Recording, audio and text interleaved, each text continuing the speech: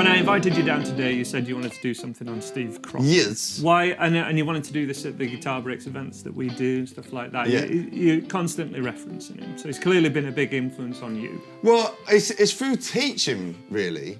And a lot of people, myself included, especially when I was a younger player, that rhythm lead, be able to just sit down on a chair or on the end of your bed or whatever and just play the guitar and not have to rely on, I need a band or someone backing track, or obviously now when I was playing, I didn't have a loop pedal back in the weird days of the 90s, you know what I mean? But it is your own looper pedal if you can do rhythm in at the same time. It's better to sit there and just, play. Or if you're doing the kind of Dock in the Bay.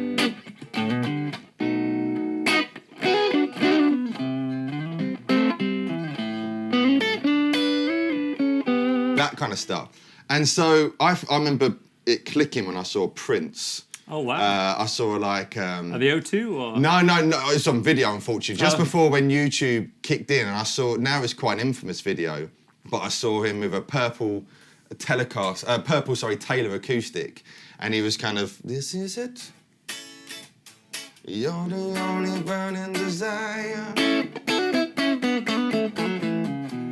So all the Hendrix thing, really. Get on top, all that kind of. I was like, oh, and then through kind of watching that, it clicked how it happened. You play an A chord, you play a bit of stuff, and then so through teaching people, for years and that Hendrixy things, or that kind of thing, I realised that it kind of all stemmed from Steve Cropper and those early R&B guys of the kind of late 50s and early 60s, because you think something like Dock of the Bay, where you got that G chord to a B7 to a C,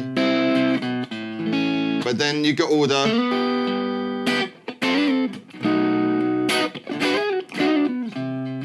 and he's putting those little fills in, and especially the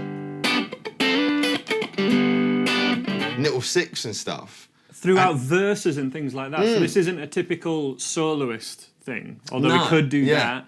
It's more decoration throughout the whole song, as rather than a full chords rhythm part. Right? Exactly. It's just kind of, I suppose, filling out the holes. But like a drummer might put a little decorative fill. It's decorative, right? Yeah, that's wicked. I love that lick. We will be back with me and Mike in 1 second, but here is a close-up on that lead line, which is from the chorus of Dock of the Bay, and it is the 15th fret on the B string, string 2, and it is the 15th fret on string 2 with the middle finger, and 14th fret on string 3 with the first finger, and then we make this little triangle shape after we play those two strings together, and then we hammer on the third finger at 16th fret. So this is a double stop. Pair of strings is called a double stop. Hammer on. Do that 3 times. It's a little double stop lick for this chorus. Then it's back to 15th fret, 4th string, 17th fret to 16, flattening off that third finger, or playing this however you like, but it is the 16th fret on the middle 2 strings, string 3 and string 4.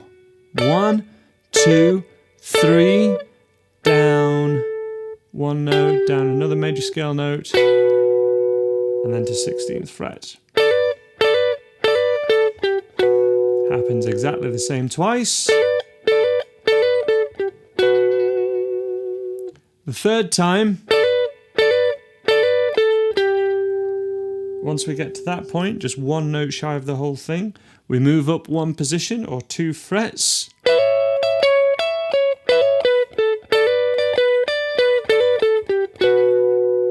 So that's second one.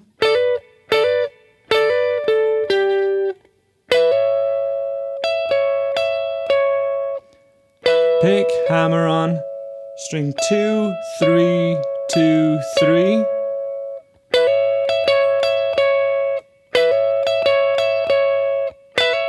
Then walking back down.